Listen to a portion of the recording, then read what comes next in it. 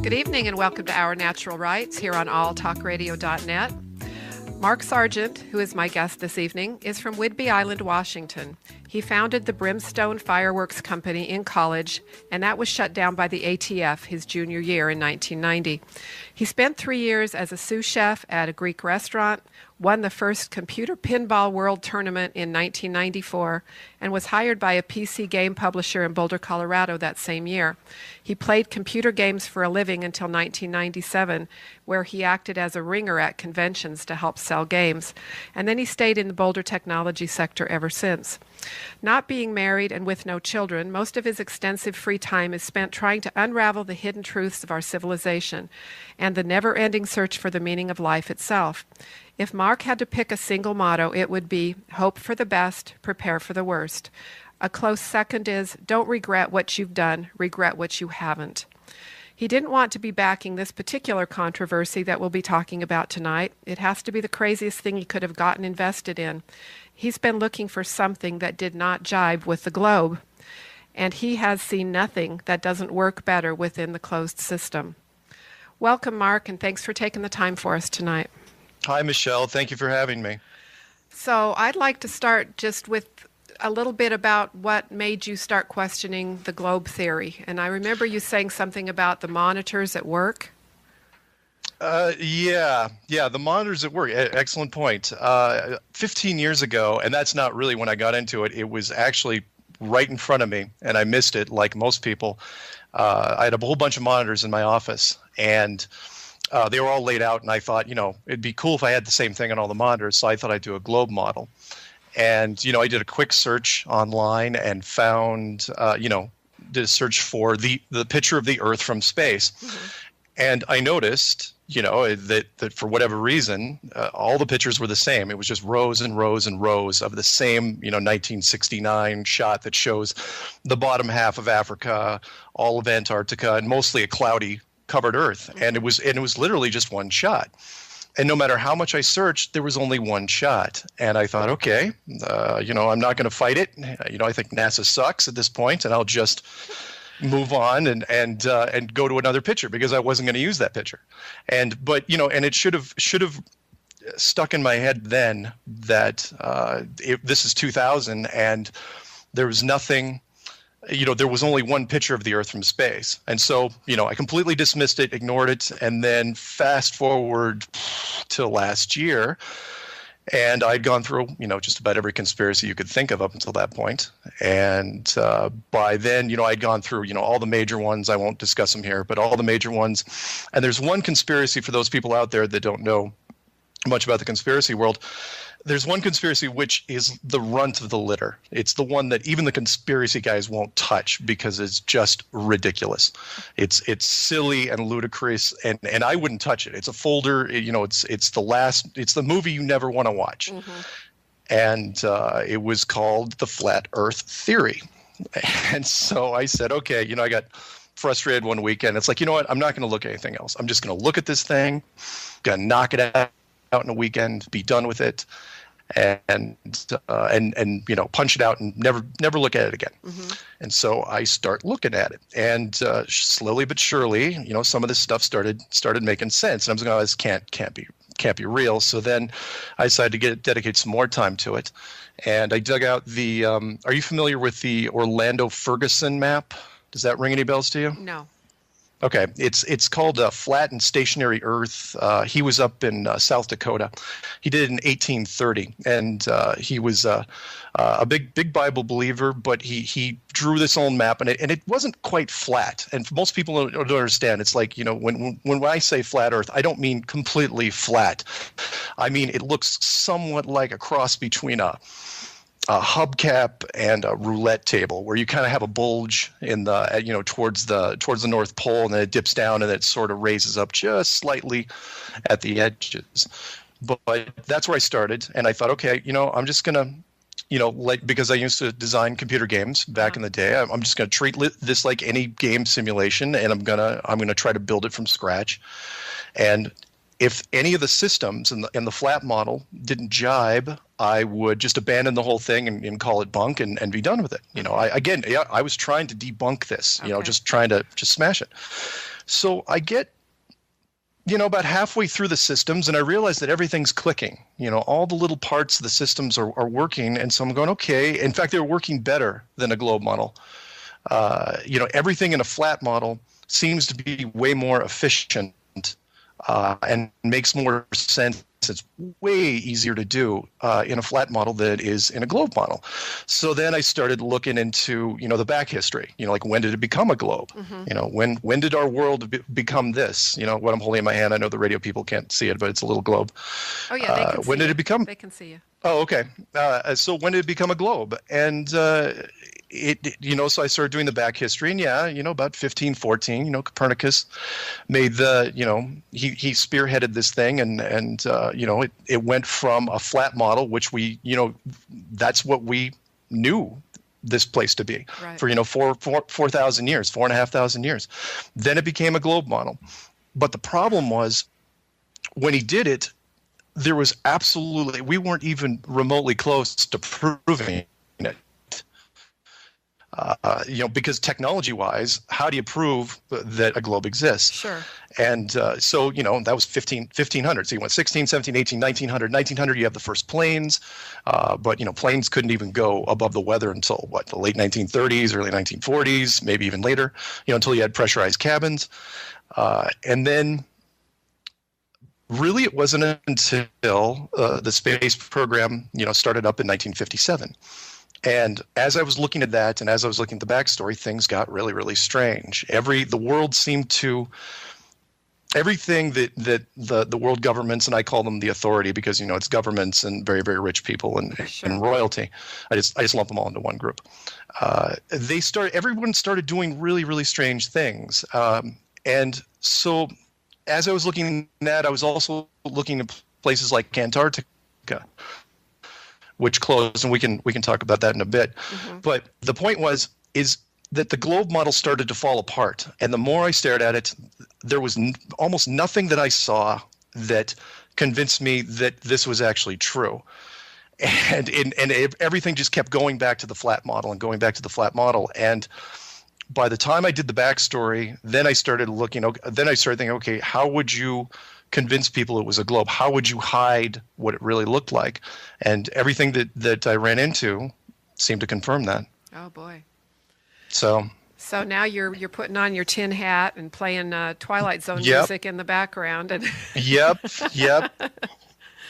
So what I did was I said, okay, I'm gonna dig in, so then I started, really looking into the groups that were doing flat Earth. Uh-huh. And I started, looking at it, and, everyone was really kind of scattered and all over the place. And, once I did all the research, including, all the backstories and the timelines, I decided to put together a video series, and I called it Flat Earth Clues. Uh-huh. And, as you've watched it, I put it out there, and, 3 weeks ago. And not just the flat Earth community, but all the communities seem to they've really had a positive response to this, because I hit just about everything. I did a guide, and then I did 9 separate clues, which covered everything. And again, when I built these, I did the same thing like when I was trying to figure out, how this globe thing worked.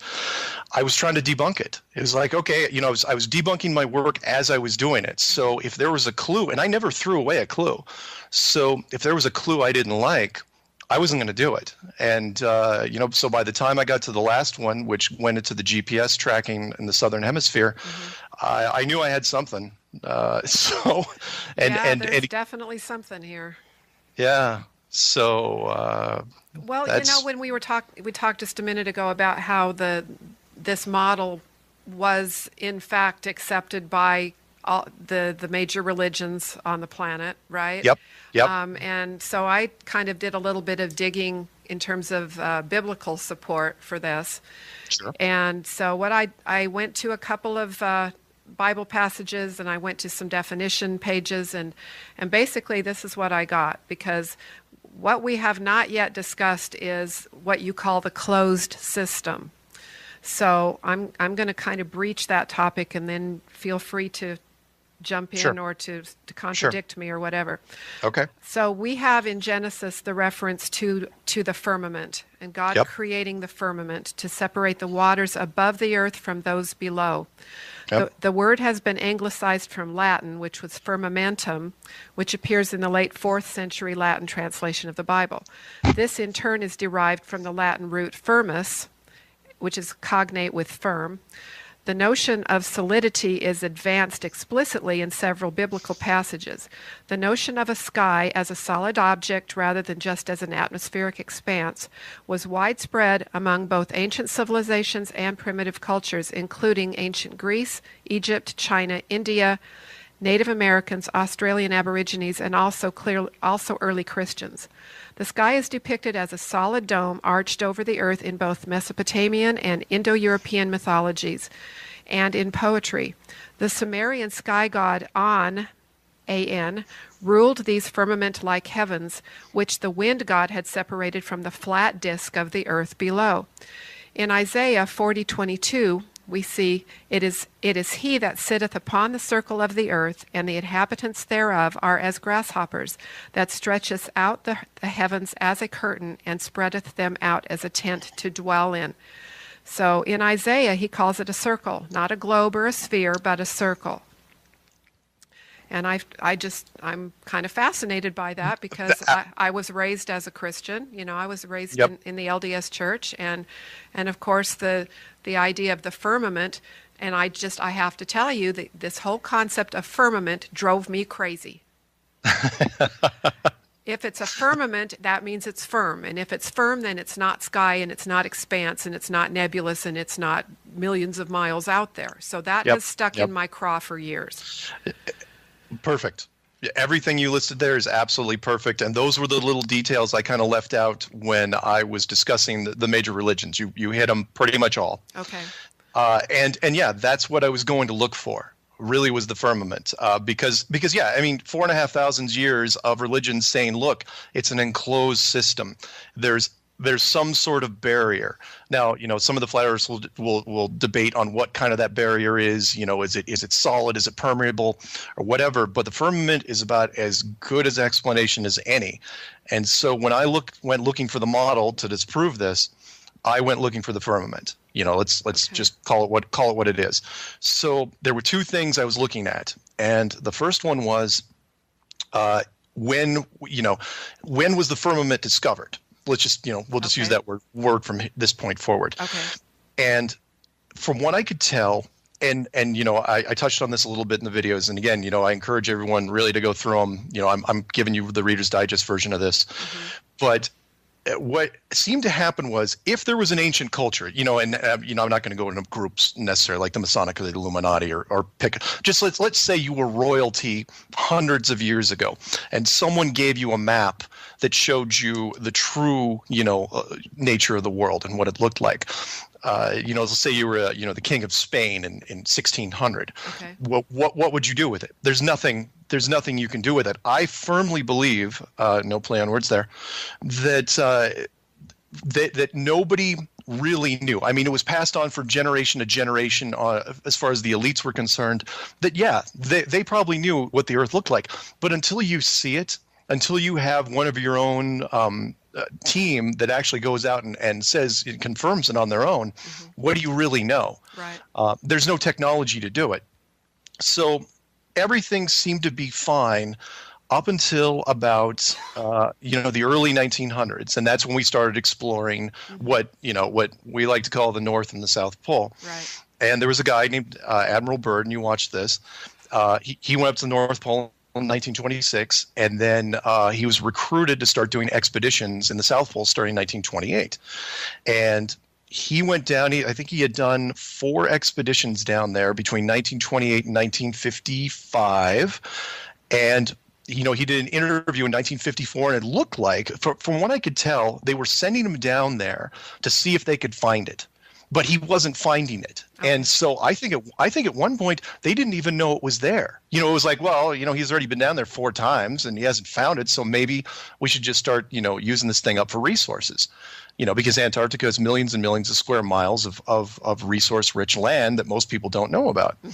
So he goes down for one more expedition. So the interview, and again, there's a clip on it, that I put in my clues in 1954, and you saw it, where he's talking about the resources. His entire mountain range made out of coal. There's oil, there's minerals, there's uranium, and Russia's down there, England's down there. Basically, the surviving allies from World War II, New Zealand, Argentina, Chile, they're all there, and everything's going great. And then he goes down for one last mission in 1955 to 1956 called Operation Deep Freeze, and he finds it.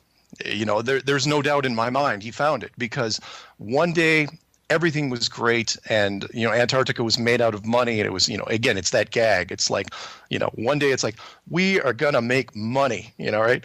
And then they see it, it's like, we are leaving.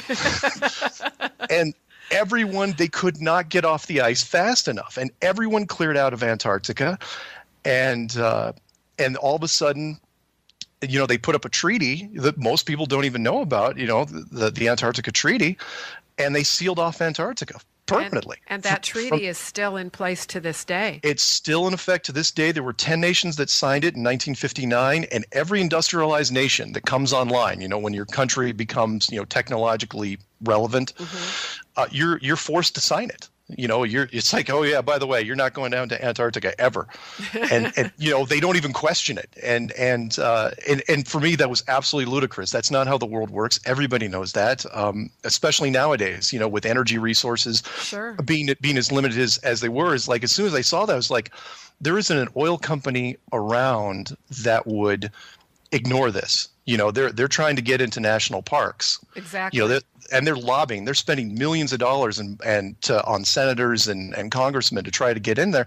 And there's nothing, as far as Antarctica is concerned. Again, most people don't understand. It's like there's no indigenous population. There's no animal life. There's no plant life, unless you count the emperor penguins, but they're really on the fringe anyway.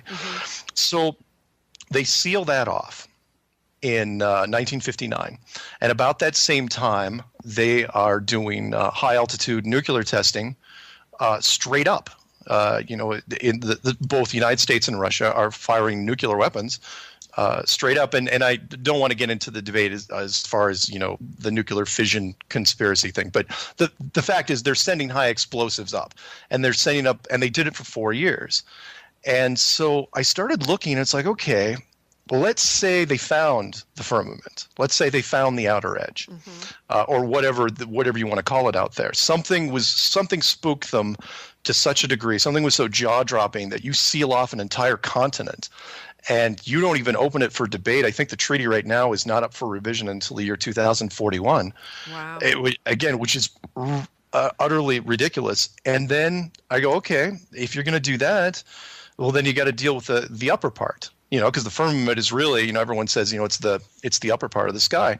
I said, if it was me, the first thing I would do is nationalize the space program, which it was. It was militarized. People, again, NASA is a military organization. Make no mistake about that. Sure. And for me, and I'm going to steal something from another flat earther, because he actually said it more eloquently than me, which was, the only reason, eventually you have to take a picture or fake a picture of where we are. Right. You've got to continue down that road. Unfortunately, you can't just fake a picture and hand it to people, because eventually people are going to go, well, how did you get the picture? Sure. So you have to create an entire division. You have to create a space program to at least stage the event to take the picture, if you know what I mean. Right. Okay. So you can't hand out flyers and say, oh yeah, this is Earth, because no one's gonna buy it. The first thing is, oh, who took the picture? Right. So you have to create a rocket program, even if the rockets aren't going up that high. You have to create a rocket program so that people have something to connect the two. And then NASA, then it starts up, and they have to create a space program, which in many conspiracy circles has already been blown full of holes. Sure. And you have to fake everything, but the secondary part of NASA is, the first part is the picture. You got to get the image out there, and they only took one.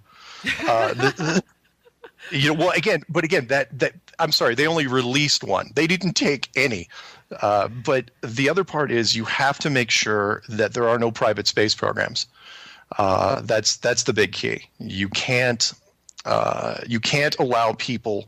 You have to make sure that anybody that wants to go to space goes through NASA, which is the United States military, right? Because you have to control the skies. So, and that worked. That was actually very proactive, and it worked very well for them. They went from, the 1960s all the way to, I don't know when the guy from Microsoft and the guy from Virgin Airways started up their programs, but they've been just running into horrible things right and left. They're not going anywhere. In fact, the Virgin Airways thing, and I mentioned that. It's like, look, you're either going to sabotage it, you're going to slow it down, you're going to create huge delays, or you're just going to get them into the fold. If you're NASA, you're going to come to them and say, hey, look, why don't you work for us? Mm-hmm. Or we'll buy you out. Or, the last thing, of course, you would do is fess up to them. Sure. So those two things, between those two things, for me, my point of no return was Antarctica, because it went against everything that we are, and well, I'm not just talking. And everything that we've seen, those of us who are digging into this rabbit hole, it goes completely against the authorities' determination of conquest and pillage and spreading democracy to the world that eventually just rapes and pillages and absconds with the resources, and that's all they're after. Very true. And people don't understand, because this is one of those pieces of history that's just been swept under the rug or shoved into the cover so far. You're never going to see it. It wasn't just America that pulled out. Everybody pulled out. It was unilateral. Right. Who agrees to this? Russia and England and the United States unilaterally decide to, pull out all at the same time with all that money sitting on the ground? Not a chance. Yeah. Not a chance. So at that point, they just had to, keep the secret as best they could. And but as I mentioned to you, and I don't know if you want me to talk about this now, there's three rules they can't break, and the one that is the easiest to spot, at least for you and me and anyone listening, is the flight paths. Yeah, and I do want to get into that. I wanted to. Do you want to get into something else first? Well, just from the point of view of the USGS map. Now, see, that was pretty interesting to me. That was a little hidden nugget that I found. Yeah. When I was out there. You want me to talk about that? Sure. Okay. The USGS map. So, when you look at map projections of the world, and this was include number 3 called Map Makers.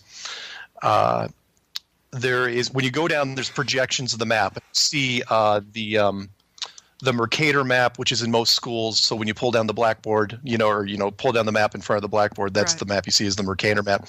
The one that schools are trying to change to is the Gall-Peters map, which prospectively shows a more accurate depiction of what the continents look like, so it's not skewed European. But there's a map about, halfway down. It's a circular map called and I hope I don't butcher it here, the azimuthal equidistant projection. Okay, I'm showing that right now. And it is the top-down view of the world looking down from the North Pole. And so it's a squished view of the world with Antarctica.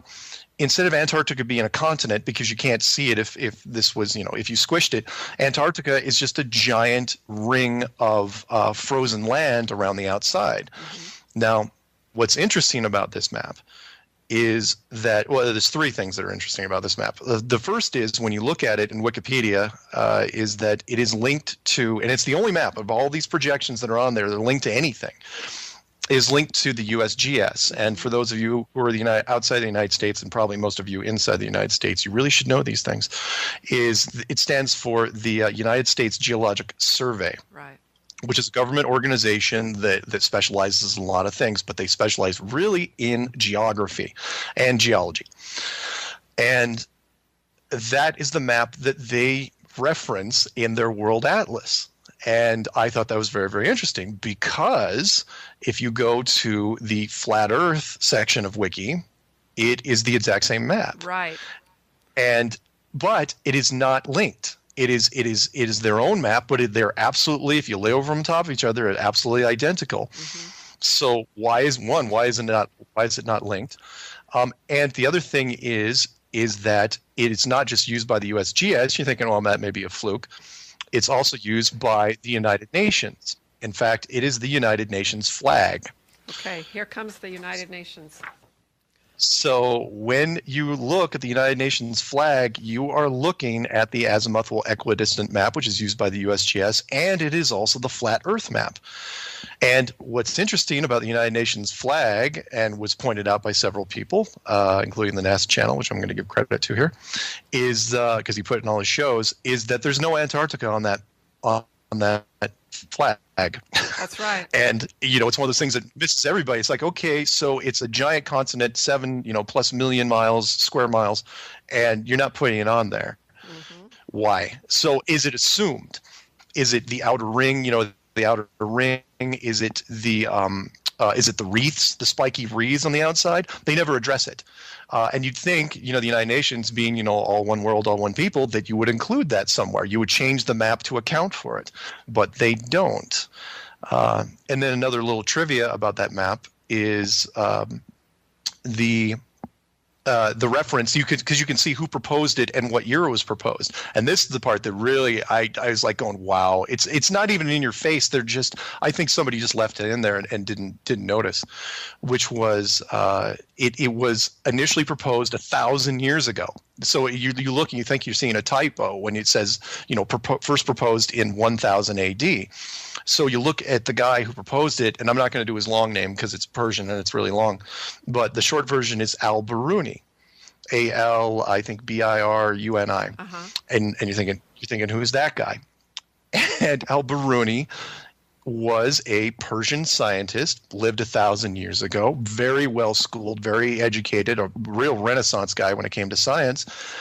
And he was the guy that proposed it. And again, you're thinking, okay, it's completely screwed up.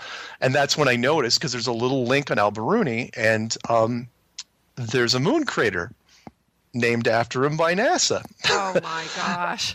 And it's like, okay, why, and so that's where I summarized in that video. I said, okay, why is the United States government and the United Nations using a model of the world that was done 1,000 years ago by a Persian scientist? And you got to remember, 1,000 years ago, that's when we thought the Earth was flat. Yeah. So why are you still using this map? Why are you even referencing it? And just these little things, kept creeping in, and I'm just going, man, if they're not hiding it, again. So then I started backtracking. It's like, okay. I immediately made the jump. I was like, okay, it's flat. So how do you hide a flat? How do you hide it? How do you hide the world? Exactly. And it's easier than you might think.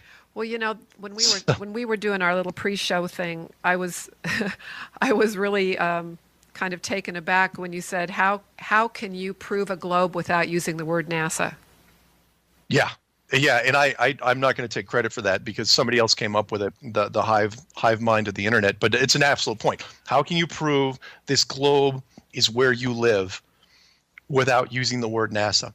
Show me, and don't use a word like Magellan, because I think we were still burning witches back then. So Yeah. don't throw me that stuff. You got to give me something modern. And you say, well, why can't I use the word NASA? I was going, well, one, NASA is again, I'm not picking on NASA. Don't take this the wrong way if you're listening. NASA is a military organization. So it's, they're going to secure some information based on their discretion. Sure. And they decided 50 years ago that, again, it's the old argument, and we'll get into it in a second. The old argument is, let's say, you went along and you've been passing this globe around in classrooms for the last, 20 generations. Let's say it wasn't a globe. Who would you tell? Exactly. Would you tell people? Would you tell people? Would you let them in on it?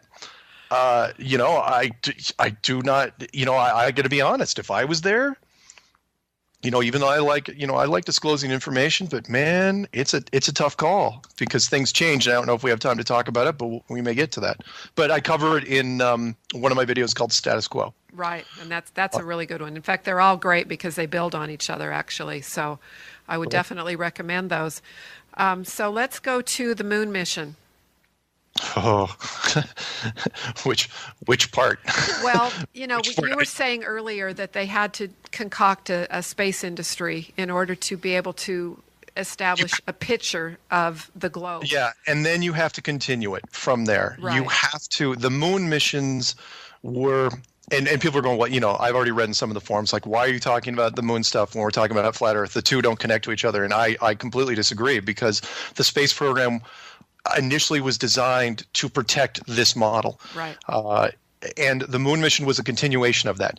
In order to discourage private space programs, one of the easiest way to do it is to set a goal like the moon. You go. You pretend you go, and you keep going to the point where it seems repetitive. Because I think they went 6 times but only landed 5 because of Apollo 13, and you go because you don't want to give any ambition to a private space program.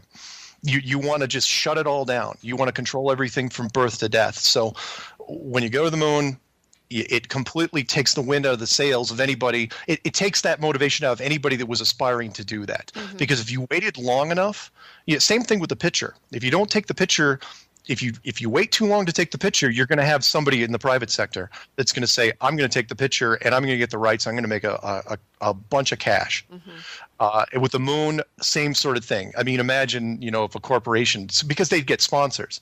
You'd get banners up there. You'd get Coca-Cola and Frito-Lay and whoever you want. They put banners on them. Yeah, but the point is you're not going there anyway. But they would back you. It would be very easy to get the capital together. Sure. Unless the government decided, took over the whole motivation. Sure. So the picture that we have, which is whatever it is, it's a composite, they've given us 10,000 reasons why we can't have pictures of the planet because, yes. Well, it has to be taken in chunks by the satellites that are circumventing the globe, and then we have to composite them. So this goes back to your number one question that they can't answer, doesn't it? And that's that there's never been a 360 event that's occurred in space or on the moon or Absolutely. There's 3 rules that can't be broken, and I'll try to be brief. The first rule, which again I didn't find, it's the internet hive mind. The internet is very, very resourceful, and do not sell them short because they will find everything. Mm-hmm. And the first one is, for some strange reason, no space program. No mission, especially the moon. I will use the moon as the benchmark here, but no space station, no anything in an exterior of a spacecraft. No one has taken the camera and done a 180. Basically just turned around. I do it here, but my headset probably pop off. Okay. Nobody has ever done a 180 where you just turn around. Panning shot. You keep the camera running. You turn around, mm-hmm. and statistics say that it should have happened by accident decades ago, just by accident, but they cannot do it because it's one of the rules. And that is, if the program is fake, there's certain rules you can't break. And one is all the program, everything you do is either on a stage or a simulator. And the simulators are all interior, but anything on a stage, like anything in Hollywood, there's only 3 walls. There is no 4th wall. The 4th wall is the studio audience. The 4th wall is the directors. So you can't turn around, and they haven't. And again, that's mind-boggling that people haven't picked up on that. But 60 years of all sorts of fun stuff. But again, the moon is the perfect example. It's like the first thing you would do if you were on the moon is take a panning shot, and it's never happened. Wow. Okay. So, I'm sorry. Go ahead. No, you go ahead. Second rule is you cannot have a picture of this from space because you cannot get far enough to do it, which is why 15 years ago when I was looking for these pictures, they didn't exist. There was only one shot. I'm going, again, it's the year 2000. There's space shuttles. There's all sorts of fun stuff taking pictures, right? Mm-hmm. Nobody's releasing them. And there's money to be had there. You copyright those images. There's no reason why you would do that. But So you forward to today and you do a search, and anybody can do this, and there's plenty of YouTube videos that reference it. I didn't go into great detail, but if you do a Google image search for the Earth from space, everything you see will be a composite. Everything will be layers and layers of what they are, passing off as Earth. And most of it was done out of desperation because they had no other pictures. People were complaining. Mm-hmm. Like me, you had to have the shots. And every once in a while, and you'll see it in there, I included in some of my videos, you'll see the original 1969 or 68 image or whatever it is showing Africa and Antarctica. And don't think for a second that the only continent they showed, in full was Antarctica. Don't think that was a coincidence. You killed two birds with one stone there. Not only you fake a picture of the Earth, you faked a picture of Antarctica. I saw what you did there. Okay, so that brings us to the third rule, and that's where I'd like to go with the Southern Hemisphere travel maps are all wrong.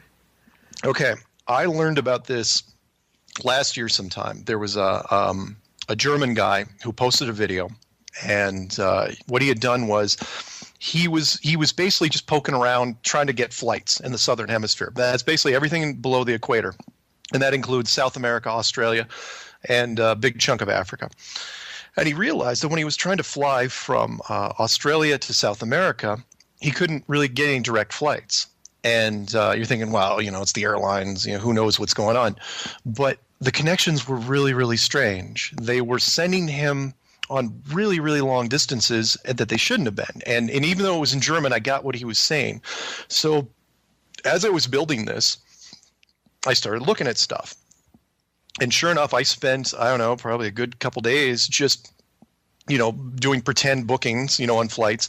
Mm-hmm. And, when you were trying to go, from let's say, Buenos Aires to Sydney, Australia, it would send you to some really weird places in directions you wouldn't expect. Like if you were leaving Sydney, Australia, there's no real reason to, it should be just a straight shot across the ocean. It's only 7,400 miles, right. On a globe, for those of you who know your geography, it's just the South Pacific Ocean. It's easy. Sure. It should be like as the crow flies, just. Exactly. And so I remember specifically, there's one that stuck out because I thought I was going to go crazy. I was trying to go from Christchurch, New Zealand to, I think it was Buenos Aires. And no matter what I did, they kept bumping me a connection. So it didn't even matter. So I tried to go straight from Christchurch, right? And they sent me to Auckland. I said, fine, I'll start in Auckland. Auckland sent me to Sydney. All right, I'll start in Sydney. Sydney sent me to Dubai, which is the Middle East, and I'm going, why in the world would you send me up there? And, the flight takes way longer than it should. Mm-hmm. And again, 95% of the flights, and anyone can do this in the Southern Hemisphere. If you're going from anywhere around Australia, those are the best examples, to anywhere in South America, they're going to bounce around all over the place. Now, that being said, I did have some people, because that was video 7, that was called The Long Haul. Mm-hmm. I did have some people that came back and said, well, there's these nonstop flights, which really are screwing your whole system up there. Yeah. And you were one of the people, that said, look, you're going to have to address this. And so, all right, fine. I will figure this out. I don't know how I will figure this out, but I'm going to figure it out. So I stared at the screen, and what I did was I opened up planefinder.net, which is a real-time, and people, some people know this, but you can open up, planefinder.net or Live Tracker 24. Basically, it's a real-time GPS system that tracks flights from point A to point B. Okay. Piece of cake. And so it monitors anywhere from 3,000 to 7,000 flights at any given time in the world. It's all real-time. It runs 24/7.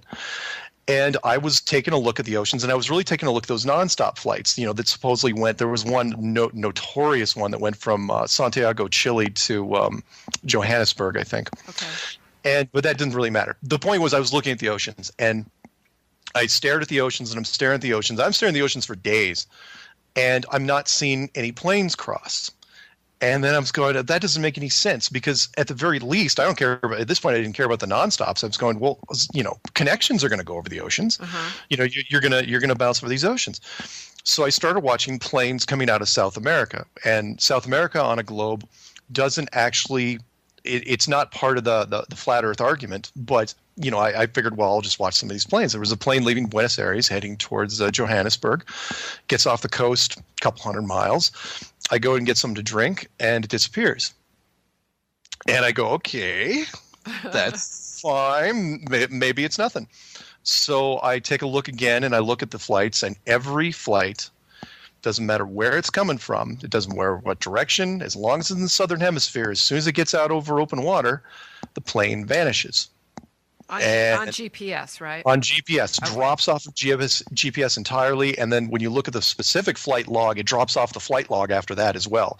And the flight log says that instead of showing its location, it shows that it goes into what they call either approximate mode or estimated mode. Oh, wow. And these planes vanish, completely disappear. And then it hit me. It's like, that's how they're doing it. Because the third rule is there's no shortcut on a flat map. Mm-hmm. And the only way you can, so that being that there's no shortcut, you have to find a way. Basically, the plane will have to fly a route that it normally wouldn't because the map's wrong, but you have to hide the route. And the only way they could come up with, and I think I have a better idea if they ever want to hire me, is to do this route. The only way they could hide it was to make the planes disappear. And since they couldn't just pick, those nonstops, they hid every flight in the southern hemisphere. So if it's over land, you'll see it. And in the northern hemisphere, it looks perfectly fine. There's planes flying all over the northern hemisphere all day long. But in the southern, and they cross the oceans in the northern hemisphere. Oh, they cross the oceans. Oh, yeah, all the time, which is why I'm staring at them. Yeah. But in the southern hemisphere, they decided the only way they can keep this secret is to hide the flights entirely. So those of you who are emailing me and saying, hey, what about that Santiago, Chile flight? It's like, look, it doesn't matter. The flight may exist, but you can't tell me how they got from point A to point B because that data is erased. It is completely hidden. And people again come back and say, that's just how GPS works in the southern hemisphere. I'm going, what are you talking about? GPS, the entire point of GPS is to track the flights from point A to B. Don't tell me that the flights are going to, they're just vanishing. And, I'm going to throw it in there. You probably don't want to hear it on air, but it's like, look, that Malaysia flight, I guarantee that wasn't tracked. So basically if you're on the southern hemisphere, if your flight goes over the ocean, you're on your own. And it's done. It's not done for the reasons you think. It's done because you have to hide the routes because the routes don't make any sense.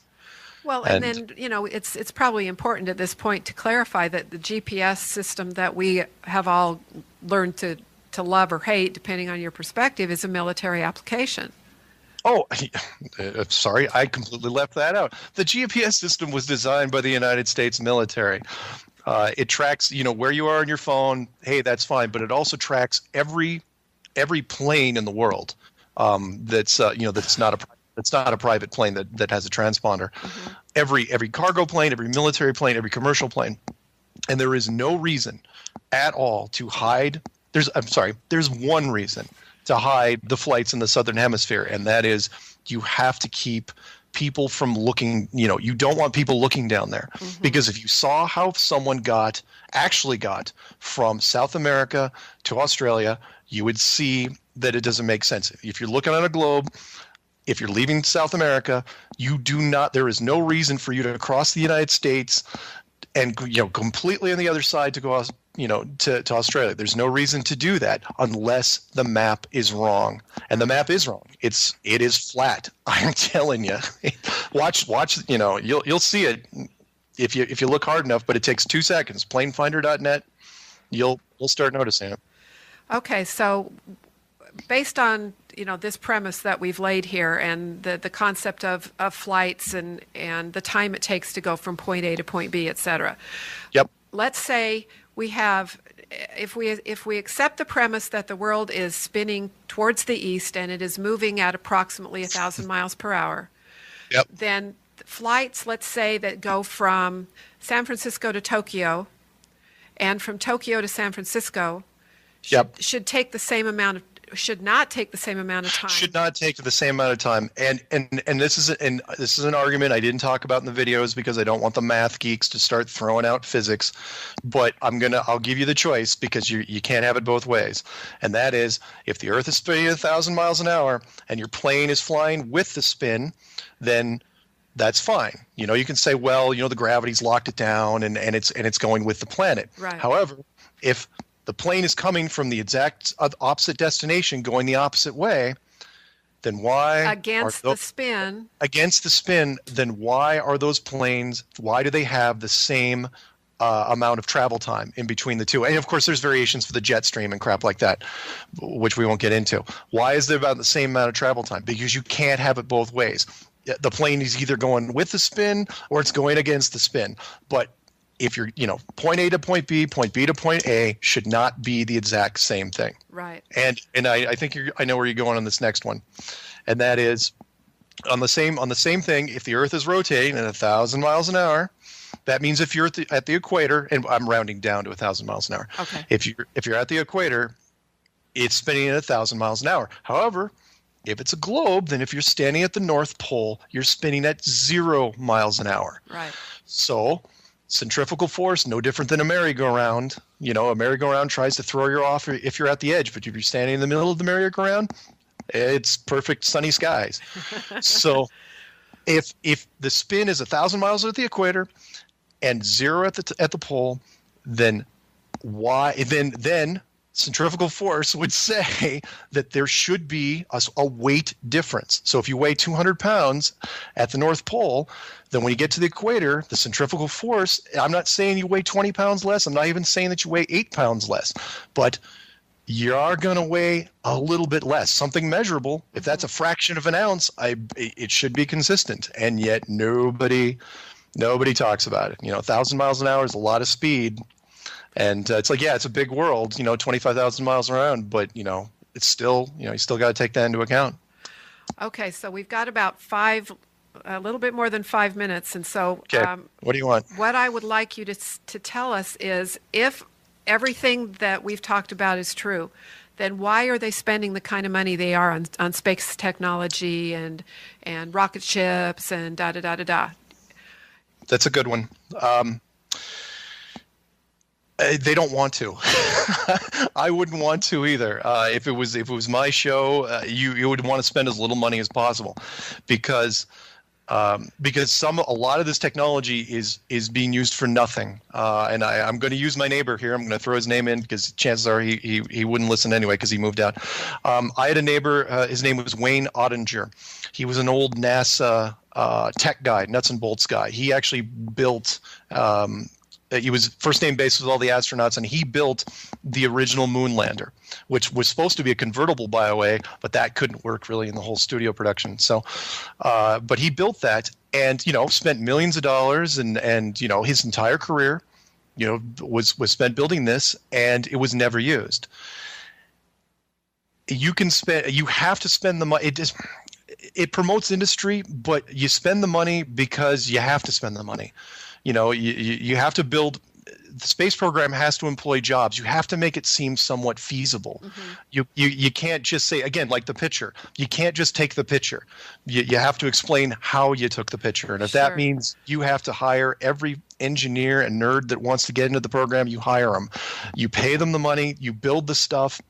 And you send it up and you destroy it, or you make it crash somewhere else. No offense to those guys. It's like, hey, look, you're doing your life's work. My neighbor couldn't have been more proud to be a part of NASA because they weren't in on the loop, like him. But you still have to go through the motions. It's like anything. It's like any charade. It's like a movie set. Sure. Look at the big movie set. The extras aren't actually really doing anything. They're being paid lots of money. It's for the illusion. Right. It's a very well-financed one. Oh, yeah, definitely. So if we have NASA acknowledging in, when was it, 58, 59, that there's this radioactive Van Allen belt that nobody can break through because it's so terribly dangerous, and yet we still have a moon landing, how do you justify or rationalize that? Yeah, that was one of those things I think backfired on them. It was one of those little nuggets of truth, and we don't have time for the full story on my side. I have a great example of it. But I think it was also a move to discourage private space programs initially. It's like, they didn't admit that there was a solid structure up there. They didn't admit there was a firmament. But what they did say in 1959, which coincidentally was the same year they killed, that they shut down Antarctica. I don't think Right. that was a coincidence. The same year they did that, they said, oh yeah, by the way, there's a belt of radiation that you can't get through. It's super, super dangerous.